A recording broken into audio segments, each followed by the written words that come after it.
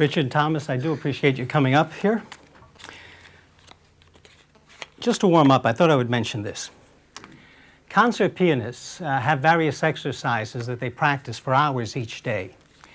And for the same reason, when I first became seriously interested in sleight of hand with playing cards, I devised exercises with cards to help me improve my speed and sense of touch, hand-eye coordination. I thought I would show you one of those exercises. I always start this exercise by dividing the deck as close to half as I can. You know what, Thomas? You and I can do this exercise together. We'll see who's faster. So I start by turning half the deck face up, and I shuffle the face-up cards and the face-down cards together. And then, and I do want you to see, before we go on, let me just also mention, so that you can see that it is a thorough shuffle from the very top to the very bottom, yes? Mm-hmm. From the very top to the very bottom. So that we have face-down cards being mixed in with face-up cards. And anywhere you look, you might find face-down or face-up. So now the exercise is to straighten out the entire deck as fast as possible. Do me a favor, pull your chair a little bit this way. Give this poor guy over here a break. That's good enough. Okay. Just in case I decide to do any gamblers, cops, or something. That's good enough right there. As I started to say, the exercise then is to straighten out the entire deck as fast as possible, which means, of course, that I have to go through the entire deck card by card, turning every single face-up, face-down card face-up, or alternatively, turning every face-up card face-down till they're all straightened out. As a matter of fact, I'll even throw in one more shuffle. And Thomas, since you and I are going to do this together, let's each take half the deck. Now, I'm going to say ready, set, go. When I do, I want you to go through your cards, turn every face-up card face down. I'll do the same, but wait till I say go, because I can see you're very eager. So wait till I say go. Ready, set, go. Done. Let's see how Thomas did. That's not bad, okay? For a beginner, this is not bad. But you can see I've got this exercise down pretty well at this point, which is why I've moved on to a more advanced version. And in this variation, I begin by placing a random card aside. Unknown to me, place a random card. You know what? You can help me in this, Richard. Yep. He can select the random card. I'll spread through these cards one at a time, and as I do so, I want you to touch the back of one card, Richard. Touch any card you want whenever you want. I'll spread through them all slowly. Yep. Which one? It's up to you. I can keep going. Okay, so you're saying this card here? Yep. Would you place your finger on that card? In fact, cover it with your whole hand. Yep. Make it a challenge. And once again, I will shuffle face-down cards and face-up cards together so that we're left with face-down, face-up, face-down, face-up. And for the sake of thoroughness, I will even throw in one more shuffle. And again, I do want you to notice that it is a thorough shuffle from the very top to the very bottom. And, except that we don't actually have many cards here. I'm going to take Thomas's cards, which of course were already face up and face down, and I'll shuffle those in also. So now the exercise is to turn every card in the deck face down, except for the ones that are the same suit as Richard's card. So that means this time I have to turn some face down cards face up and turn some face-up cards face down. And I have to check the exact identity of every single card individually to know whether it belongs face-up or face-down. So it's a lot more time-consuming. I'll give it a try. I'll ask you this time, Thomas, to say ready, set, go. Ready, set, go. Done. I said I would turn them all face down except for the ones that match the suit of Richard's card. And you can see that they are all face, no, don't move your hand. Nope. You can see that they are all face down, except for the spades. I had a little extra time, so I also put the spades in order. The ace is followed by the deuce, the 3 is followed by the 4, the 5 is followed by the 6, and no 7. But the 8 is followed by the 9, and the 10, and the jack, and the queen, and the king, and the only missing spade is the 7 of spades. Do me a favor, Richard, lift your hand. No, I do that, I get the applause. The 7 of spades. Thank you. Triumph, done as a challenge contest kind of effect. And it requires a setup. And it doesn't take a real long time to set it up, but it takes enough time you can't do it while, quote, toying with the deck. So you either have to switch in the deck or do what I do, which is to use it as an opener. I have found that it works very well as an opener. So therefore, I'm not that concerned with the fact that you have to set it up in advance. Now, I can't tell you what the setup is. I have to actually do it, and whatever we end up with, I'll show it to you, and that's the setup. But I don't memorize what the setup is. I memorize how to get into the position. Okay, here's what you want. 3 through king of spades. The 2 of spades face up somewhere in the middle, and then the ace and the 7 of spades on top. Now, that's actually the setup you want. But I always put these 2 cards on the bottom because when I first take out the deck, it's just too much to have to remember for a minute of patter not to flash this. So I start with these on the bottom and then double undercut them to the top. So this does somewhat limit the false shuffles you can do. I just do a Hindu shuffle like this, a center Hindu shuffle that I learned from Harry Lorraine 35 years ago. Then you have to double undercut the ace and the 7 from the bottom to the top. And I do it a little bit differently. It doesn't matter how you do it. Once I'm here, all I have to do is thumb count 2 cards. And it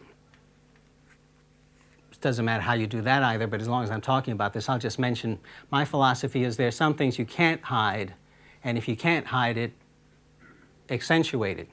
And the thumb count, which you have to do here to get these 2 cards back to the top, is one of those things that I think you can't hide. There's just no way that you can hide the fact that you have that tension in your hand. So I do the thumb count, and then I follow it up with a big riffle. And just an idea that you might want to toy with. So now you have to be careful. When you cut here, you're going to hit that reverse card. You know what, can I borrow a deck of cards from somebody else? Can I borrow a deck from you or anybody who's got a deck nearby? It'll make it easier if I have a deck that I can go to from time to time that's not set up. Okay, what we're going to do now is this. The old Tenkai optical reverse for Triumph, right? And I'll just show you a couple of ideas that I have on this. I think make it more deceptive. It's a matter of opinion, but I think it makes it more deceptive, so I'll mention them to you. One is, this is the one that's discrepant, right? So the less that shows, the more deceptive it is. So most people do it like this, and half of this card shows. I take it in a deep grip so that when I do this, most of the deck is covered by my hand. It's a very small point, but it does help a little bit in disguising. Instead of doing this, where you're exposing all of this, you can do this, and it just hides the cards more. Second thing is, usually they do this and put both piles down, and both piles are equally the source of attention. What I do is, I do this and spread, and all the attention is on the half that is legitimate.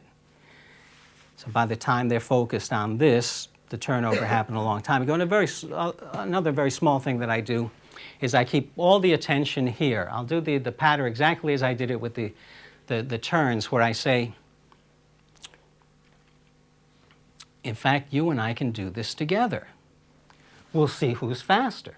So I begin by turning, so everything has been up here, keeping their eyes up here, and then I come down and I say, I'll take this half, shuffle them together. All right, but it all comes down to doing the Tenkai reverse.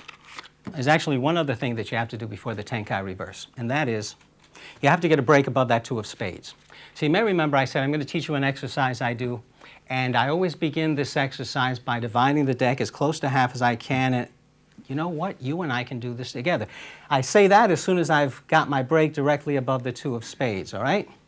So I always begin this by dividing the deck as close to half. You know what? You and I can do this together. Now I've got this break here. And now I just do what I said to you before. You and I can do this together. We'll see who's faster. So I start by turning half the deck face down. You see, I could see in your own eyes that you look down at the cards after this was over, right? You weren't looking at the cards as I was doing the turnover. So, all right, now shuffle them legitimately, but you have to start by dropping 2 cards from this side and at least from this side, then at least 2 cards from this side, and then shuffle completely legitimately and as thoroughly as you can and finish with face up here. Now, that reverse card, why is that reverse card there? To give you an additional subtlety on the Tenkai reverse. Normally on the Tenkai reverse, you do this, you go to shuffle, and at this point, it looks legitimate. Let's say that we do this. It looks legitimate. You can show this, and that's very convincing, but of course you cannot do that. With this handling,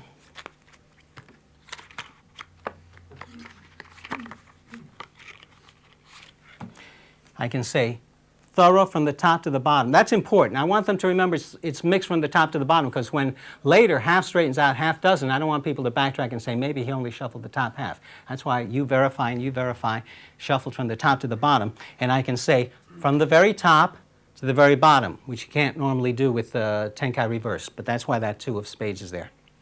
All right, then, having shown that it's a thorough mix, having shown that it's legitimate here, you can show that they are face down, because you've got like 11 cards, and you can just keep doing this for a while and show that. Then, of course, this is all legitimate, so you could go down to the bottom if you want and show that.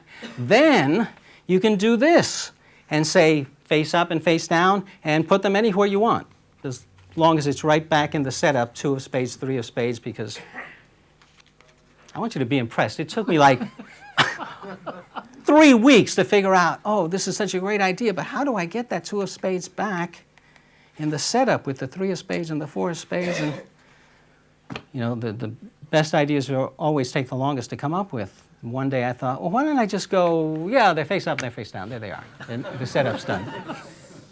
So here is the condition of the deck. The 7 and the ace are up here. That's why they're not in that setup. But other than that, that's the condition of the deck. Yet as long as you're only showing them this side, this looks incredibly convincing, as you're saying. The exercise is to straighten out the entire deck. As you get near the center, stop and turn a card over. It won't always be the king of spades. Sometimes you'll turn over, you'll see the queen of spades or the jack of spades. But it doesn't matter, because whichever card you see, that tells you where you are in your setup. Also took like 6 months of thinking. The first 6 months I was doing this trick, I was counting the cards secretly until I knew. And then one day, you know, I turned over the king and I thought, well, hell, you know. Why am I counting? Okay, so they're mixed, and I have to straighten out every single card, turn some face up, some face down, face up, or turn some face up, face down, until they're all straightened out. Now, since that was the jack, I push to the queen, I push to the king, I take one more, and I take my break, okay? Now, I just jog this out. Now, here's the only part of this trick that is hard, technically hard, and if it's too hard for you, just leave it out, because it's not that important. I feel it adds a little something, but it's not that important, and that is, it just occurred to me, I've clearly shown that half the deck is mixed, but I didn't go into the bottom half. So to take the curse off the fact that I didn't go into the bottom half and show these, I throw in one more shuffle. Now, if you saw that at least half was mixed and then I shuffled the half that was mixed with the other half, then they must both be mixed, right? And so you're going to take half the deck, and I'm going to take half the deck, and that's the strip out from the push-through shuffle. So he gets all of these, and I get all of these. And now it's just the presentation.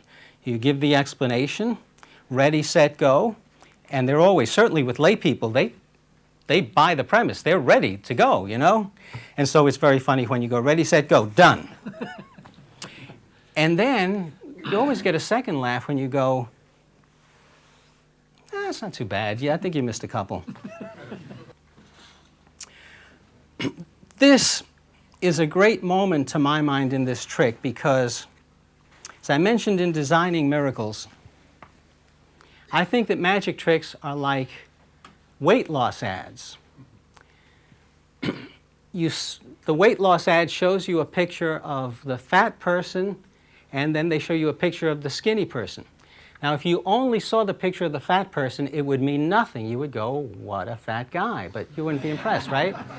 You see only the picture of the skinny guy, means nothing, so he's a skinny guy.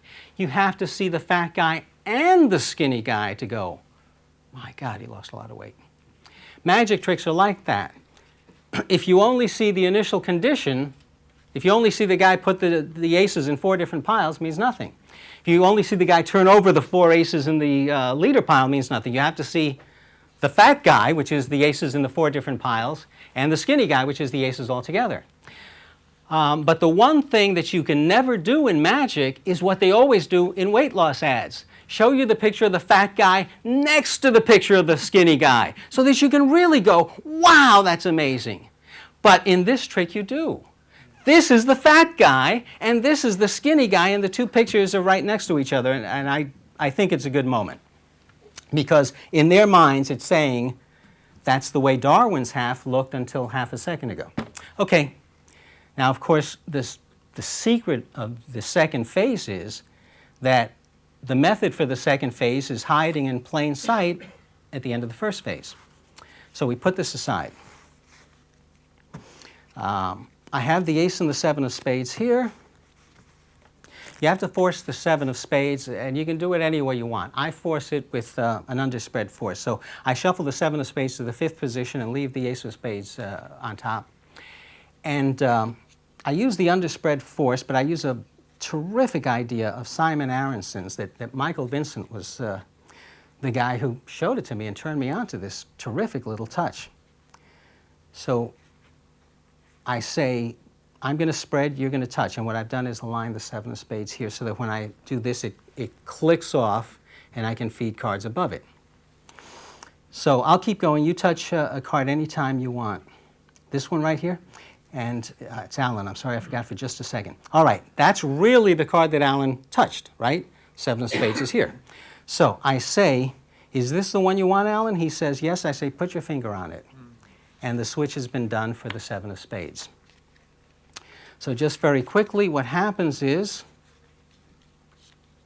let's say that you touch this card. He touched the 7 of clubs. You push it in, you push it out, but when you push it out, it's almost exactly the same position that it was when it was pushed in.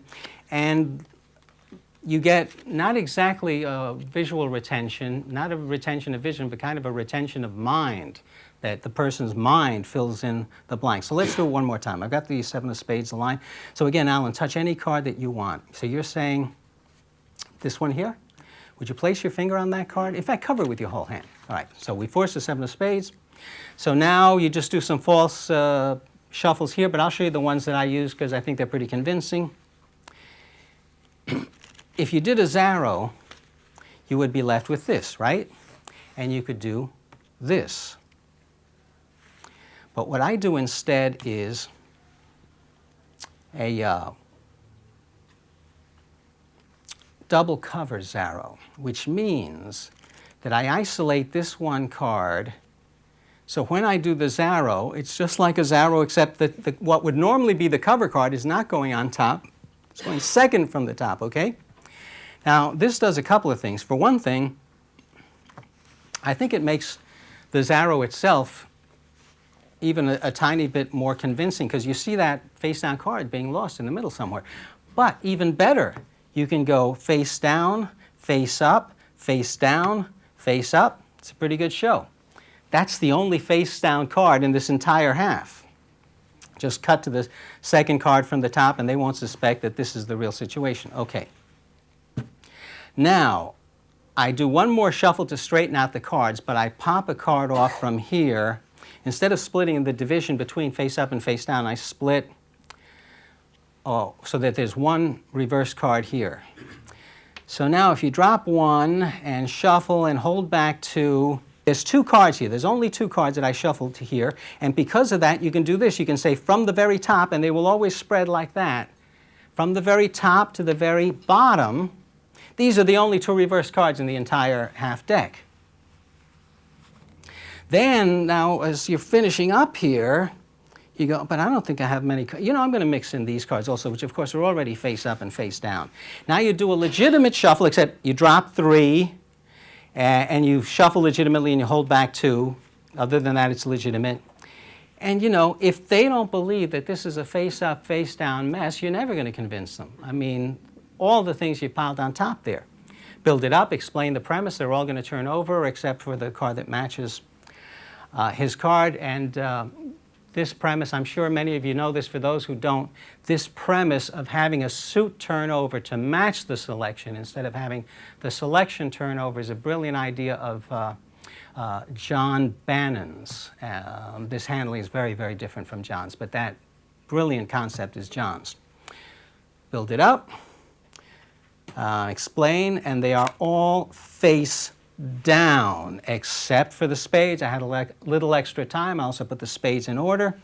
I like to take them out one at a time, because I know magicians have seen a million card tricks. They get it like right away. They get what's happened. They go, oh yeah, okay, the seven's missing, that's a seven. Lay people need a little time to process it. It's not that obvious to them what's happened. So that's why I go through and I pull them out one at a time, to give them time to, you get to the 6 and then you get to the 8 and you go, oh, the 7's missing, it must be there. Build it up and then show that the 7 of spades is the selected card. Any questions about this? You've never been tempted to have the spades out of order? I thought about this. You know, it's a very good question because, and the funny thing is, I do another trick that is not a triumph trick, but it's another trick where you locate a suit to match a selected card. And in that trick, I make a point of having them out of order, because I felt in that trick it would be too perfect. So why am I inconsistent in this trick? I only think that these cards have been shuffled so much, nobody can think that they could have been in order from the beginning. So it can't be too perfect, because nobody's going to go, oh, they must have been in order from the beginning. Plus, of course, and magicians forget this, lay people think he had a free choice. They don't think you could have had the spades in order because you didn't know what suit he was going to pick. So in this trick, I think it makes it more impossible and not too impossible. And I wanted to talk about a question that arose in conversation, a conversation that Michael and I and Andrew Wimhurst were having the first night we were here. Andrew said in frustration at one point, I don't remember what led to it, but at one point in frustration he said, why can't magicians see magic through the eyes of a layperson? And that's actually one of the most important questions in magic. Why, well, let's say, seeing magic through the eyes of a layperson is probably the best quality you can have if you're going to become a good magician. It's something that all the best professional magicians have, and it's something that is very rare among hobbyists. And I've given a lot of thought to why it is. You know, if I hold this up and I say, well, what is this? You know, you can see it's a deck of cards. You would all go, it's a deck of cards. If I hold up a performance in front of a magician and say, did that fool people? They can't see if it fooled people or if it didn't fool people the way that you can see that this is a deck of cards. They can't see if the person was entertained or if the person was embarrassed, if the person spotted the move or they didn't. And it's a fascinating and somewhat baffling question as to why you can see that this is a deck of cards, but you can't see that this spectator is embarrassed by some joke that you just did. So I've given it a lot of thought, and I'm going to put forward 3 theories that I think are partially responsible for why this is such a barrier for magicians. Just on the theory that if you understand the barriers, it becomes just that little bit easier to overcome it. And I think one of the factors that, obviously there are things between you, if you have this problem, and I'm not saying that every single person in this room has, but a lot of magicians do. If you can't see this performance and see how it's going over and see that it's going over well or that it's fooling people or it's not fooling people, it must be something between you and the performance that's in the way. And I'll suggest 3 possibilities. One, I think, is projected guilt. There's this classic Edgar Allan Poe short story that I'm sure most of you are familiar with, The Telltale Heart. Okay, this guy who is obviously insane kills his upstairs neighbor, and then he buries the body under the floorboards of his living room. And the cops come to investigate the disappearance of the guy who lived upstairs, and they're interviewing the guy downstairs, the guy who's the killer, and they're asking him some fairly innocuous questions about his neighbor. And as he's answering these questions, he starts to hear ga-boom, ga-boom, ga-boom, somewhere in the background. And he continues to answer the police questions, and this gets louder, ba-boom, ba-boom, ba-boom. And he finally starts to realize that this is coming from the floorboards, that this is the heartbeat of the dead man who's buried under the floorboards. And it gets louder and louder, ba-boom, ba-boom, ba-boom. And he notices that the police don't hear this. And he's thinking, how can they not hear this heart beating under this living room? The cops keep asking these innocuous questions, and he finally convinces himself that obviously the police do hear it because it's so loud, they must be able to hear it. So why are they pretending that they can't hear that heartbeat under the floorboards? Well, obviously it's some kind of trap to get him to trap himself, give himself away or something. But he realizes they must hear it because it's so loud. Ba-boom, ba-boom, ba-boom, ba-boom. And finally he screams, okay, I did it. He's buried under the floorboards. Take me away. I confess. Well, obviously, this guy's heart wasn't beating because he's dead. So it was something that he was hearing in his own head. Of course, he had an excuse. He was insane. Magicians don't have that excuse. In theory, they don't have that excuse. But here is this guilt that's coming from the fact that he knows that there's something under those floorboards, and it starts building in him the guilt, which he then projects to the cops. And he convinces himself, well, they're hearing the heartbeat, and they're pretending not to hear it. Obviously, they're polite cops. You know how magicians say, well, the spectator didn't say that he knew that you had a card palm because he's a polite spectator. So I guess these were polite cops, the way magicians always talk about polite spectators. They hear the heartbeat, but they don't tell you because they're polite. So I see that as a perfect metaphor for magicians. You've got a card palmed, and you're trying to get away with keeping that card palmed and holding out, but suddenly you feel ba-boom, ba-boom, ba-boom, ba-boom. And they must be able to feel that too. The heartbeat of the playing card in your hand is beating so loud, and yet they don't say anything. Well, they're polite spectators, but they know it's there. Okay, I confess, I got a card in my hand. All right, are you happy? And this projected guilt, which is this kind of loop, this conversation, this monologue that's going in your head, you project onto the person who's watching to the point where you can't actually see how they're reacting, whether they actually are fooled or aren't fooled. And one of the ways that I see this projected guilt in magic all the time is the magician who has to have everything examinable. Now, I absolutely agree. There's some tricks where the nature of the effect puts so much heat on the prop that if you can't allow it to be examined, you may as well not do the trick. But when you see that there are magicians who have to have every single thing be examinable or they don't have the guts to do the trick, you can see that's coming out of their heads. It's not something that they're getting from the spectator. I'll give you a quick example. I do an effect that is called the Zen Master, and it uses a gaffed card box, and the gaff is this. There's a little hole there so that when a deck is placed inside, you can see the face card. It's a very old gaff called an X-ray card case. Well, I can't tell you how many magicians I've had say to me, I would love to do the Zen Master, but, you know, they can't examine the card box. Usually they'll say to me, what if the spectator wants to see the card box? To which my answer always is, they can see the card box. The card box is on the table all the time. They can see it. And they say, but what if they want to see the other side? I've had this conversation numerous times, but what if they want to see the other side of the card box? I say they can see the other side of the card box. It's no problem. They can see both sides of the card box. Then they'll say, what if they ask you to lift your thumb?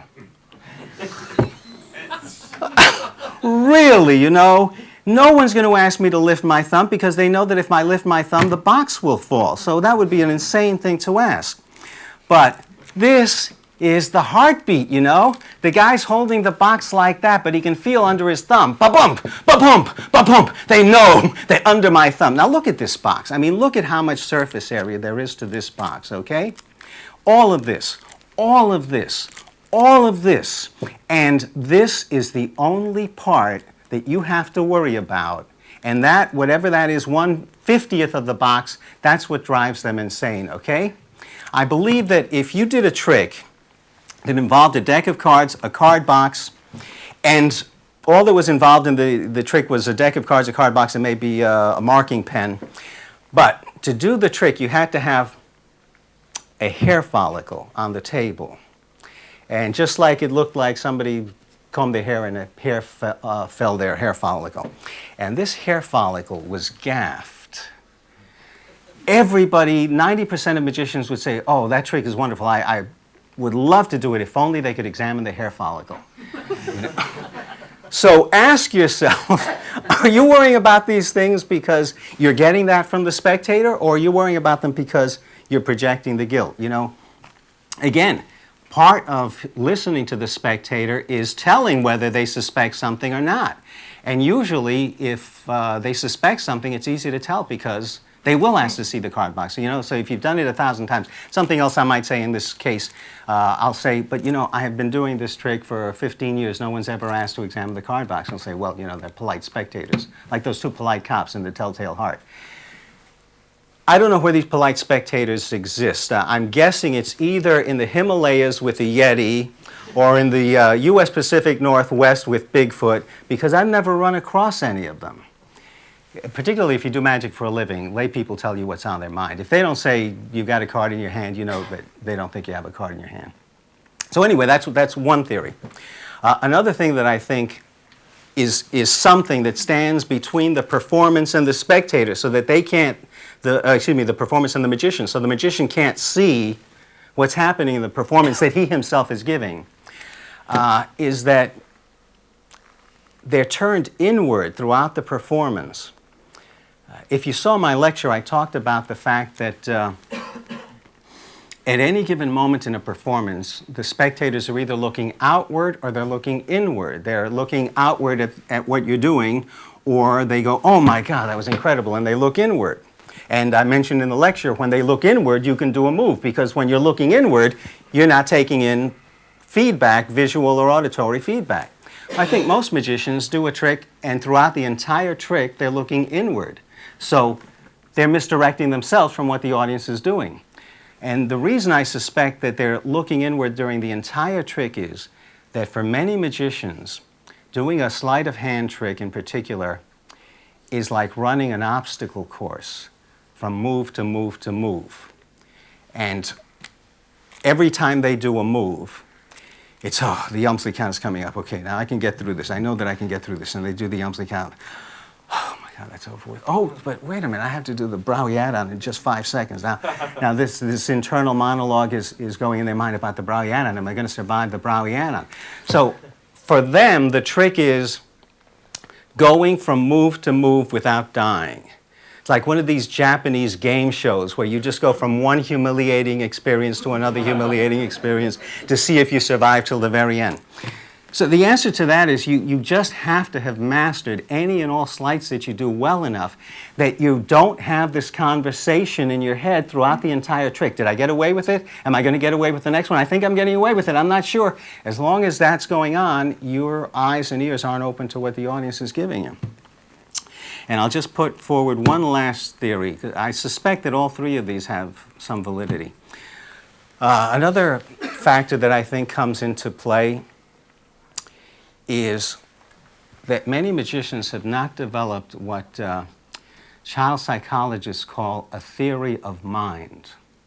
And a theory of mind is what a child develops when at a certain stage, I don't know if it's a year and a half or something, they start to realize that what they see is not necessarily what other people see, that I'm looking at this box and seeing something, but what you see when you look is different. They start to realize there are different points of view, literally. They start to realize that other people may know something they don't, or they know something and the other person may not know it. Developmental psychologists like Piaget and so on call this a theory of mind. The understanding that what I think ain't necessarily what you think. What I know ain't necessarily what you know. What I like ain't necessarily what you like. I don't think that magicians have developed a theory of mind when it comes to magic.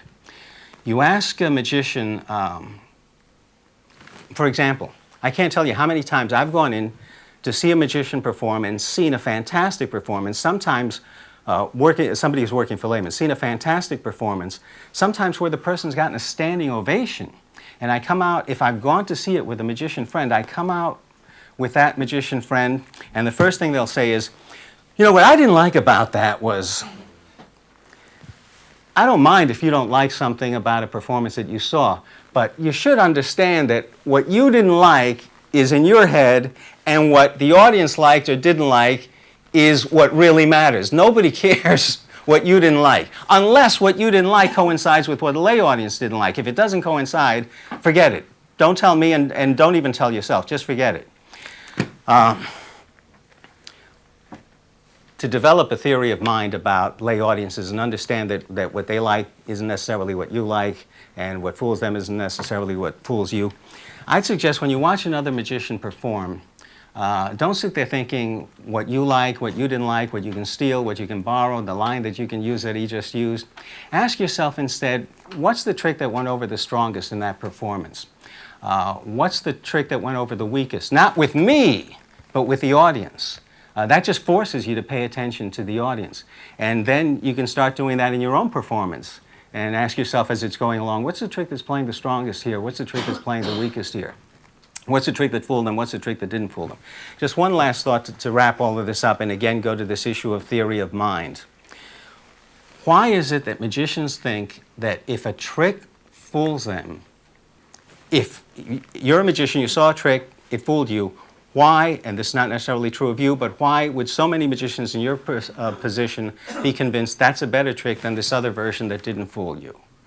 Again, I think it's a theory of mind. If you understand that your mind is separate from the minds of the lay people, you understand it makes zero difference whether a trick fools you. And if there are two versions, one version fooled you and the other version didn't, the version that fooled you is not necessarily better than the version that didn't fool you, unless you're planning to hire yourself for a big event at a high price. Otherwise, it's what's going on in the spectator's mind that matters. Anyway, just some thoughts that I had about one of the more important questions in magic. How can you see magic from the spectator's standpoint? I try to put in about 4 hours a day, 3 to 4 hours a day today. When I was younger, I put in 5 to 6.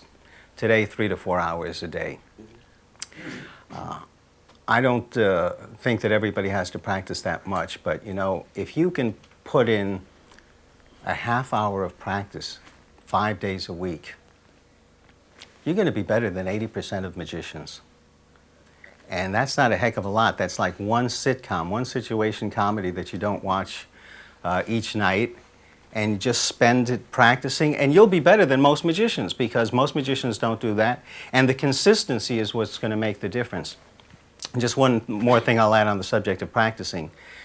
To my mind, practicing isn't primarily about learning new tricks. Magicians are willing to practice every time they learn a new trick. But the real benefit of practicing is practicing the things that you've been doing for many years. That's one of the most gratifying things about magic. You never stop improving as long as you never stop practicing. And things that you've been doing for 20 years, moves will get better. They'll plateau for a while and they'll stay at the same point, and suddenly gets a little bit better. Or suddenly you'll have an insight into a move and it'll get a little cleaner. Or an effect will continue to improve. Your timing will improve. You'll have new pattern lines that will occur to you during the performance and so on. I always ask myself, when working on an effect, why would the audience care? Why would the audience care that the card comes to the top? Why would the audience care that the little fuzzy ball jumps from this cup to the other cup? And try to figure out how what's happening here would relate to the lay audience. This is another one of the big problems that magic has. I'll give you an example. I remember many years ago I had a friend who was a magician, professional magician, and a number of magicians were switching over to mentalism because it's such a lucrative field. And he said, I'm never going to switch to mentalism. I can never see myself doing mentalism because after a show, I don't want people coming up to me and telling me their goddamn psychic experiences. And it is true, mentalists have to live with that. After every show, somebody comes up, let me tell you what happened to me one time. I was... And doing as much gambling work, gambling routines as I do, I deal with the same thing in terms of gambling. I have to put up with the person who comes up to me and tells me about the time he was in Las Vegas and won 5 blackjack hands in a row, which is a totally unexceptional thing, But it's important to him because it happened to him. And so you have to listen to it and you have to say, oh, that's quite extraordinary. Good for you. I hope you didn't spend all the money in one place. Or the time that he tells you, somebody comes up and says, I'm convinced that I was cheated in this game. Why are you convinced? Because I lost. Okay, well, that's proof positive. But the interesting thing is, when somebody sees a mentalist, they're moved to come up and tell that mentalist stories about their life. Because the mentalist performance, they related it to their life. They saw a guy do things with envelopes, and in their mind, that related to the time that the phone rang and they said, that's my grandmother who hasn't called me in 10 years, and they answer and it's their grandmother. When I do gambling routines, they relate what I'm doing on the table to things that happen in their own life. Okay, and this is not even if they've seen you perform. I mean, if they find out that you're a mentalist, they come up and tell you about their goddamn psychic experiences. They find out that you do gambling consulting, you do gambling demonstrations, they come up and tell you about their gambling experiences. Now, supposing you're not a mentalist, you're not a gambling demonstrator, you're a magician. They find out at the party that you're a magician. What do they come up and tell you? They say, I once saw this magician do this trick with these 3 sponges and he put them in his hand. Or they say, do you know how they cut that lady in half and put her back together again? In other words, mentalism, they can find experiences in their own life, real life experiences that they related to. Gambling routines, they can find real life experiences that they related to. Magic, they can find other magic tricks. That's the only thing they can relate magic tricks to is other magic tricks, which is not a good thing. So I always, when I look at a magic trick that I want to do, I always ask myself,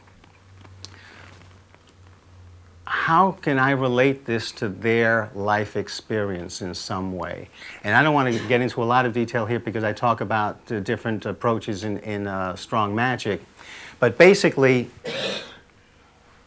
try to find a subject matter that they can relate to that's not, here's one of the... we all as magicians have pet peeves. And I won't put this down, what I'm going to describe now. If a magician can do it and he gets a great reaction, I'm not going to walk out and go, you know what I didn't like about that performance? No, if he got a great reaction with what I'm going to describe, it's great. But one of my pet peeves is the close-up magician who says, you've all seen David Copperfield do a trick with the big boxes. Well, I'm going to do that David Copperfield trick, only instead of a woman, I'm going to use a queen. And instead of a saw, I'm going to use the ace of spades. And instead of a big box, I'm going to put the queen in this box. Again, if they didn't give a damn about the card trick, are they going to give a damn about the card trick because you're related to some other magic trick that they don't give a damn about? The way to make magic meaningful is not to compare it to other magic tricks that they find equally meaningless. And another, just to add just one other thing to this, another problem that magic has, and this is not an insurmountable problem, but another problem that magic has is that so many of the props that are used are things that the lay audience can't relate to. We card guys are lucky in that regard, at least when we take out a deck of cards, they know what we're talking about. I had Ben Harris come over to the United States a few years ago and lectured in Washington and stayed as my house guest for a couple of days. And he told me, this was his first trip to the United States, so this was quite a few years ago, and he told me how disappointed he was that he thought when he came to the United States he would finally be able to do coin magic with borrowed objects, because like most magicians throughout the world, not just in the US, he uses half dollars.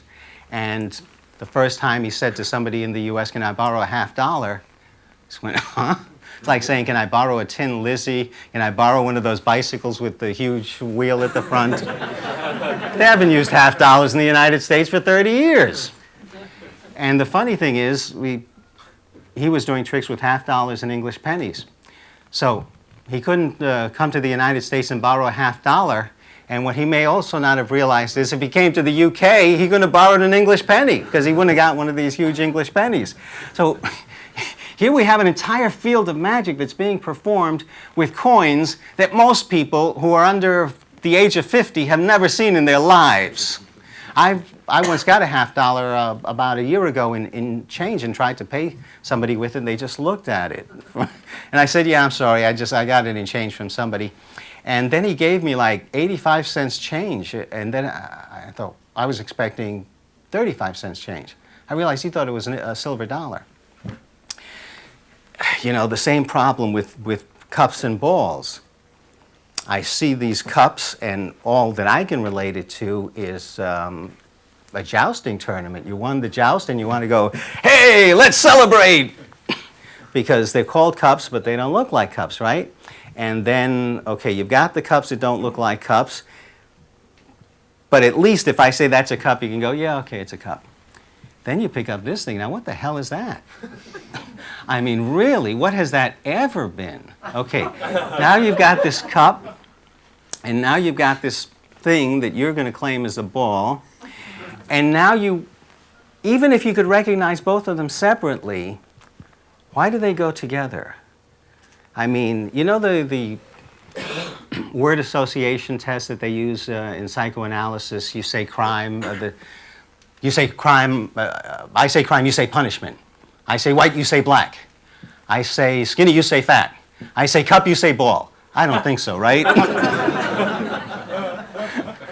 Now, I'm not saying there's anything wrong with doing coin magic with half dollars or English pennies, and I'm not saying there's anything wrong with the cups and balls. Michael does possibly the best cups and balls I've ever seen, and he can go in and do it for any audience. But part of the reason why he can do that for any audience and they will relate to it is that they relate to his passion for the effect. And so they become involved because they identify with Michael, and they realize that in Michael's eyes, this is something that is timeless and worth doing, and they then start to appreciate, well, this is timeless and worth doing. So I'm not saying stop doing the cups and balls. I'm not saying stop doing tricks with English pennies or half dollars.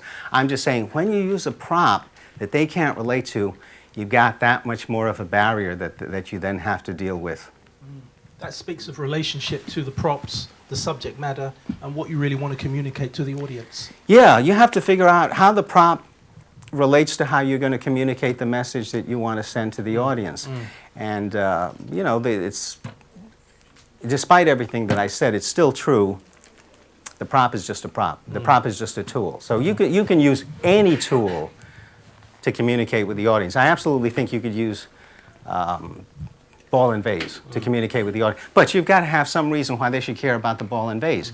If I come out, I'll very quickly tell that story I was telling you about teaching the ball and vase to my nephew great. Beck. This is a great story, by the way.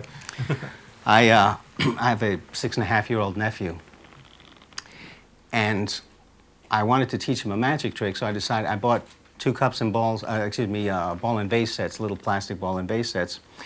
And I learned the ball and vase routine, and I put in a couple of Mike Skinner moves, not too much because he's only 6.5, but make it a little bit more interesting than just the original, and so that he could have one and I could have one and teach it to him. Now, the story that I'm telling you now well, let me just finish the story. So I do the routine, and he loved it. The ball's going from my pocket to the vase, from the vase to my pocket. It's going through the vase. It's vanishing from my hand. He loves it. Then I give him his own set and try to teach it to him and show him that the most important part of the secret is the shell that creates the illusion that there's a ball in the vase when there's no ball. And you can show the vase empty or you can show it full. And the second that I showed him that, from that moment on, he had no interest in learning the trick. All he wanted to do was to play with the plastic shell and take it off and put it on and make it look empty and make it look full. All that fascinated him was this little gaff. And I have to tell you, I really felt proud, because I thought to myself, here's a 6-year-old child, a mere child, and already he has reached the level in magic that most magicians who've been doing this for 20 or 30 years have reached, which is, it's all about this little plastic thing. Put it on, take it off, put it on, take it off. But if I wanted to do the ball and vase for somebody, I would tell this story. I wouldn't tell the part about the gaff, but I would say, I learned this because I wanted to teach it to my nephew, but I love sleight of hand so much I couldn't do the simple version, so I created the sophisticated version, which I can't teach my nephew because he's 6.5 years old, so that it doesn't go to waste. I'm going to do it for you, but this is what I did for my nephew before I taught him the easy version. And now it's not about the plastic thing. It's about my relationship to my 6.5-year-old nephew and my affection for him and wanting to pass something on to him. And anybody who's a parent or is an uncle can relate to that. That's an example of how you can find something where the prop is just communicating. That's great. Magicians object to doing gambling routines instead of magic, or gambling routines in a magic show, because they think, they'll say, if they see me deal a royal flush to myself, they'll go, he can do anything with the deck of cards. And therefore, they're not going to be amazed when I do the ace assembly or I do the card to wallet or whatever. Well, for starters, and they'll apply this more broadly to skill demonstrations, flourishes, or anything like that. I don't want to do it because I don't want to kill the magic. Once they see that I can do a fancy cut, well, they'll believe that I can do anything with a deck of cards. Really? They'll believe that you can do anything with a deck of cards? If you were to stand back like this and make the deck of cards float up off the table, would they go, well, yeah, he can deal himself a royal flush. Obviously, he can make a deck of cards float up off the table, right? To my mind, first of all, I don't see any point in hiding your skill for several reasons. Number one, on one level, people know that it's not magic, so you don't have to insult their intelligence. Number two, I do agree that you don't want the effect, you don't want a magic effect dismissed by, well, that's just skill. But of all the ways that you can prove that an effect is not just skill, the weakest way is to convince the audience that you're too much of an idiot to be able to have any skill. I would rather that they say, I don't care how much skill he has, skill can't explain what I just saw. And that's my approach. That's why I can do a gambling routine and follow it up with a magic effect and still have them say that's impossible, because the magic effect is structured in such a way as to eliminate the sleight of hand hypothesis. I know you do exactly the same thing in your magic. And one last reason why I think that I don't say everybody should do gambling routines or everybody should do flourishes, but something you have to keep in mind, two things you have to keep in mind about this whole skill thing is, number one, in the final analysis, they're not going to walk away thinking that you're Harry Potter. So they're going to have a theory. And usually the theory is going to be skill or gimmicks. And between those two, I would rather that they walk away with the skill hypothesis. If they think you're too much of a klutz to use skill, they'll go, that's when they go, it's got to be a trick deck. There's no other explanation. And finally, very quickly, one last thing about this skill thing. Magicians always complain that people don't have enough respect for magic. One of the reasons people don't have respect for magic is that they think the only difference between you, the magician, and they, the lay audience, is, and I'm quoting somebody here, and I think it may be John Carney, who said, the only difference between the magician and the spectator in many cases is that the magician got to the magic shop before the spectator did. As long as they think that, as long as they think the only thing that separates them and you is that you bought something they didn't buy, or you know some secret they didn't know, you can't expect them to respect magic. If you want them to believe that it's a craft that took you a lifetime to learn, you have to communicate in some way, not necessarily through flourishes or gambling routines, but in some way communicate that it has taken great dedication for you to get to the level where you can do these things.